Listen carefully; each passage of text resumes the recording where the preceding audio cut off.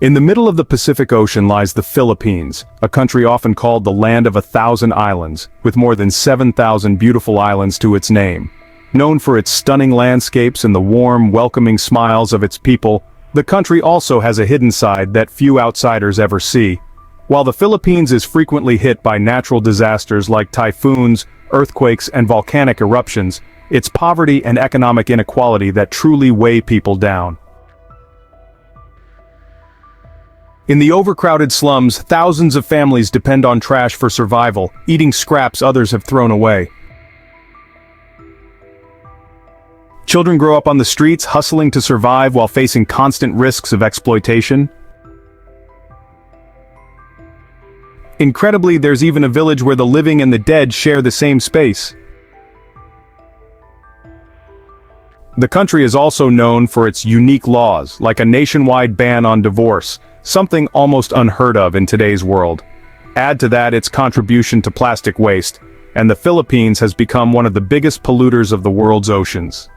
Let's take a closer look at the harsh realities of life in the Philippines, where surviving each day is a battle against poverty and tough circumstances. The dark side of desperation. For many women in the Philippines, poverty leaves them with no choice but to turn to selling beauty to make ends meet. It's not just a sacrifice of dignity, but often a risk to their health and even their lives. Many face constant threats from infectious diseases, especially with little access to reproductive health care. About 85 kilometers outside Manila, Angeles City has become a hotspot for what's known as romantic tourism. Despite being illegal, this industry continues to thrive in secret through bars and online platforms. Men from around the world come here, hiring girlfriends for a few hours or even weeks. Wealthier tourists opt for luxury resorts, while those with smaller budgets stick to cheaper accommodations. The bars often get around the law by calling the women hostesses instead of something more explicit. This simple loophole allows them to operate freely despite the ban. Sadly, this trade has become a shadowy part of the tourism industry, bringing in significant revenue for the country. What's even more concerning is the government's lack of action. Some officials have even made comments that seem to dismiss or encourage the situation, with remarks like "the beauty's awaiting" or descriptions of women sunbathing to attract clients, showing up in speeches, sparking backlash. Under the dim lights of bars and in the hidden corners of these women's lives, one question remains: has desperation truly left them with no other options? Life among graves in Manila.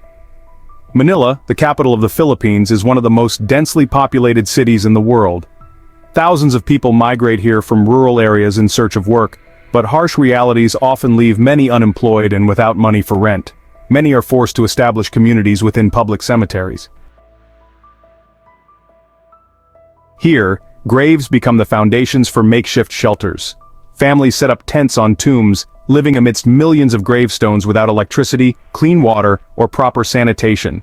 These slum-like cemetery communities have existed since the 1950s. Today, Manila North Cemetery, one of the largest burial grounds covering 54 hectares, houses around 6,000 people in nearly 800 households, surrounded by over 1 million graves. To survive, some people offer grave maintenance services for families of the deceased, earning about $3,400 annually. Others run small stores, carve gravestones, or sell snacks and offerings. The cemetery sees from 80 to 100 funerals daily, and life continues despite the looming dangers of President Duterte's anti-drug campaign. Since 2016, these operations have resulted in over 12,000 deaths, many occurring within cemetery slums, further suffocating residents' already harsh lives. Despite these challenges, residents remain. Many have lived in the cemetery since childhood, growing old next to tombstones, and becoming grandparents. For them, the cemetery is not just a shelter but their only home. The lack of rent is a rare benefit, even as they endure life without clean water or sewage systems. Beyond the shanties, cemeteries host snack stores, drink vendors, and even offering shops. Occasionally, karaoke songs echo amidst the tombstones, a fleeting moment of joy in their difficult lives. turning trash into food in the shadowed corners of Philippine cities. Poverty has driven thousands to desperate measures. Unable to afford proper meals, many rummage through trash bins for food. Scenes of people scavenging leftovers, washing them, and cooking whatever they can salvage have become a heartbreaking reality. Their main source of food comes from fast food chains like McDonald's or Jollibee, which discard piles of surplus food daily. Intact burgers and untouched fried chicken become lifesavers for the poor. This recycled food is called, a term filled with both sorrow and survival. For some, is not just a meal but a livelihood. Scavengers wake early, coming through garbage bags outside fast food chains. They sort the food, salvaging meat scraps or picking out intact pieces. To them, each crumb is invaluable. However, consuming poses severe risks. Leftover food is often sprayed with disinfectants before disposal, and eating such food can cause illness or even death. Yet at prices as low as 20 to 30 pesos, less than $1, remains the only option for many families, especially amid rising inflation. Along Manila's coastlines, where hundreds of thousands live in overcrowded slums, is not just sustenance but a stark reflection of their harsh realities.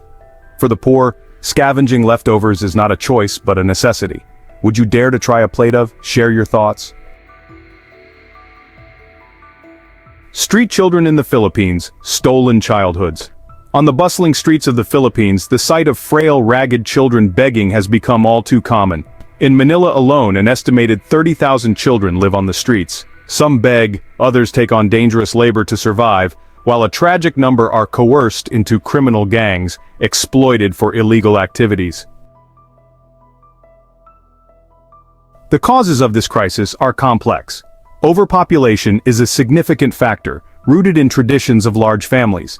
However, poverty and unemployment mean these children bear the brunt of societal struggles.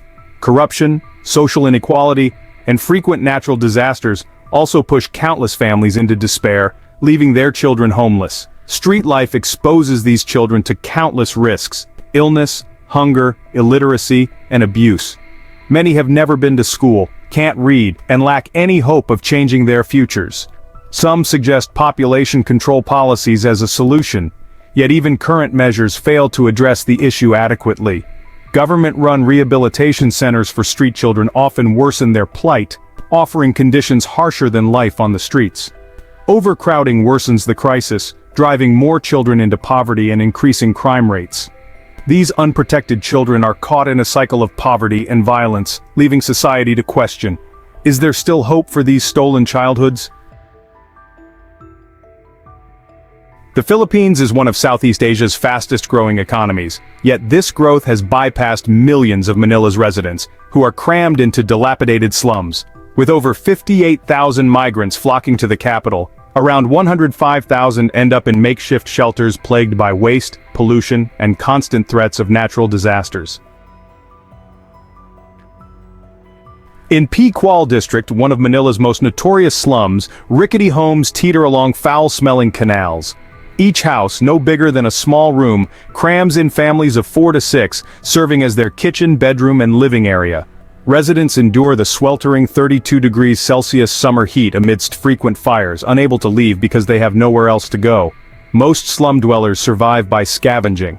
Daily labor earns them about $1.70, barely enough for basic needs. Meanwhile, Manila's wealth gap grows increasingly stark. Across the Pasig River in Tondo, one of the densest areas in the world, 700,000 people live at a density of 80,000. This invisible divide separates the rich from the poorest.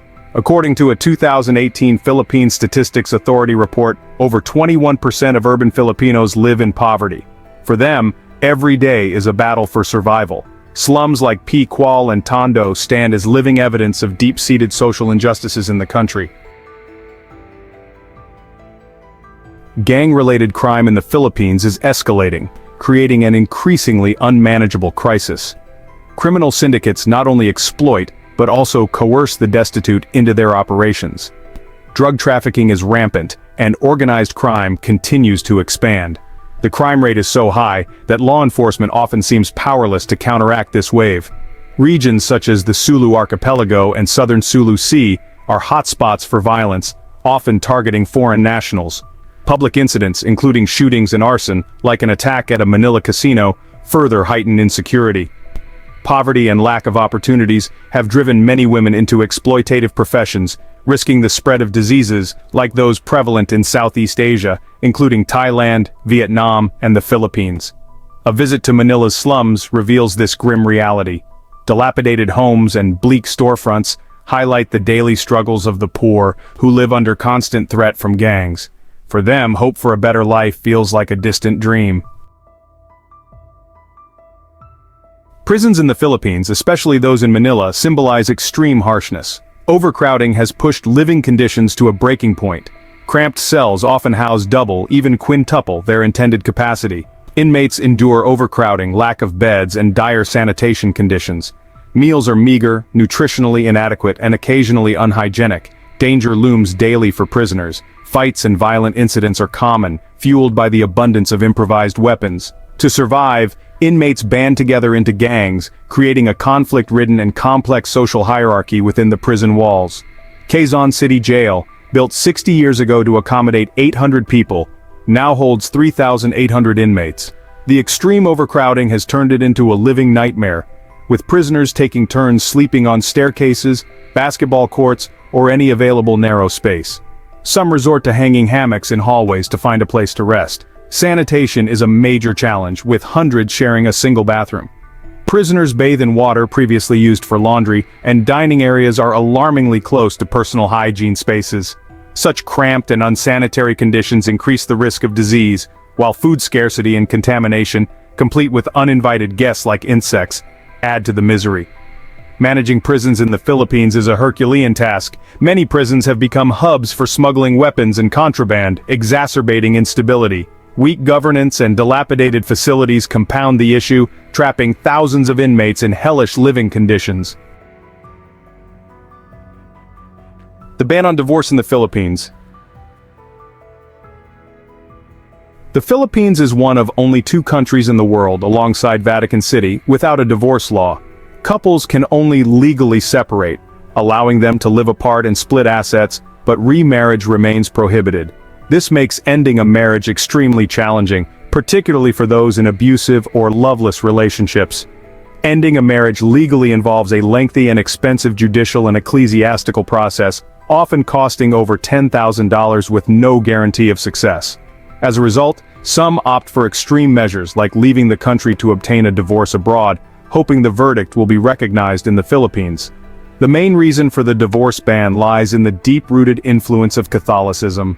Most Filipinos are Catholic, and church doctrine strictly opposes divorce, viewing it as a violation of sacred family values. This ban has sparked considerable debate. While some believe it protects marital stability, others argue it traps individuals in painful and dysfunctional relationships. What are your thoughts on this controversial law? Share your opinions below. Visit Echo Valley in Sagada, Philippines, and you'll be amazed by coffins hanging precariously on cliffs, one of the world's most unusual burial traditions. The Igorot people have practiced this custom for over 2,000 years. The Igorot place their deceased in small coffins, roughly 1 meter long, and suspend them high on cliff faces.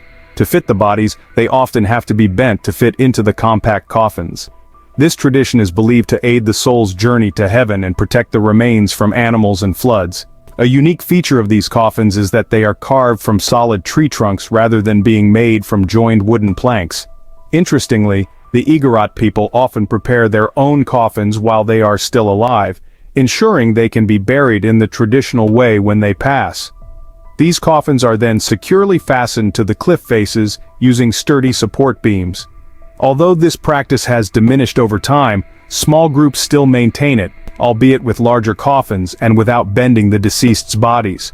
Over the centuries, some coffins have fallen into the valleys below, but many remain intact, standing as enduring symbols of Igorot culture. Situated along the Pacific Ring of Fire, the Philippines is one of the most seismically active regions in the world, recording an average of 20 earthquakes daily. These are primarily caused by active fault lines beneath the archipelago. Most of these quakes are minor and go unnoticed by residents. However, the risk of devastating earthquakes remains a constant threat. Historically, the Philippines has experienced catastrophic seismic events.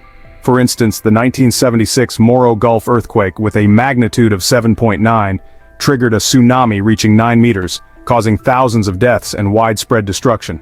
More recently, in 2019, Mindanao suffered a series of strong earthquakes, displacing thousands and leaving communities in ruins. Such disasters not only cause immediate destruction but also pose long-term challenges for recovery and reconstruction.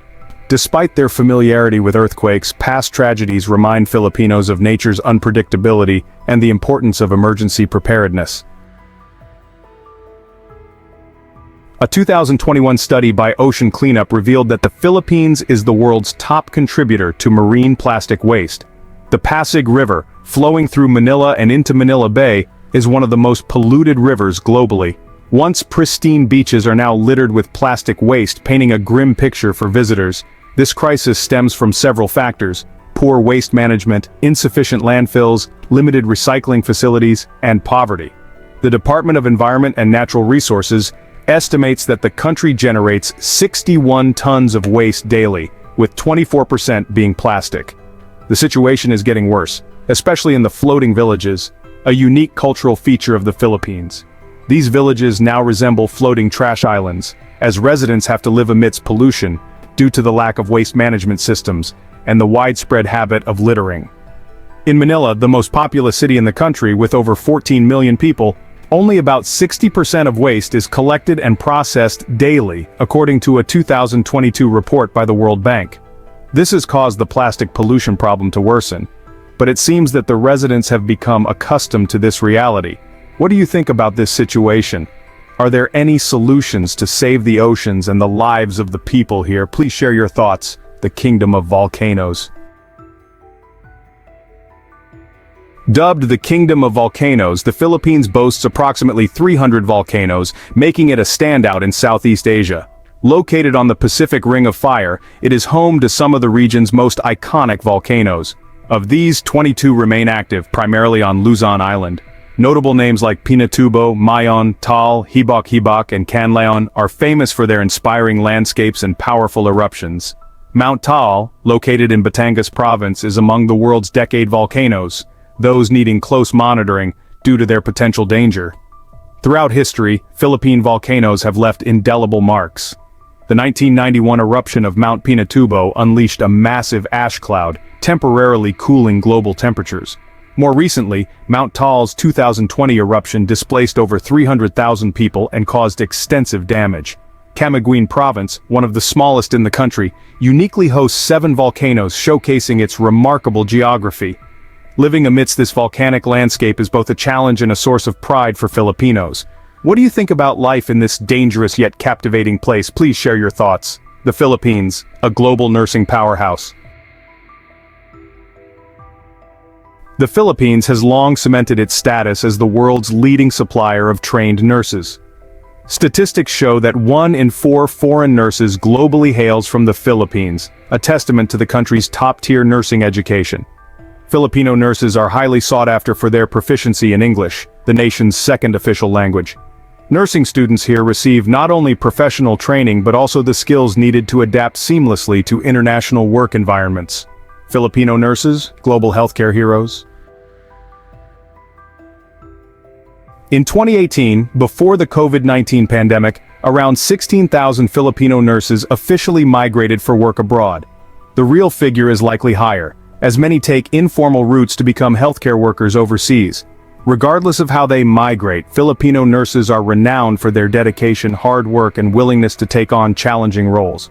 The United Kingdom employs about 18,500 Filipino nurses in its National Health Service, while roughly 30,000 work in the UAE. With rising global demand for healthcare professionals post-pandemic, European nations like Germany, France, and Spain are actively recruiting nurses from the Philippines. What are your thoughts on the significant contributions of Filipino nurses to global healthcare? Share your perspective.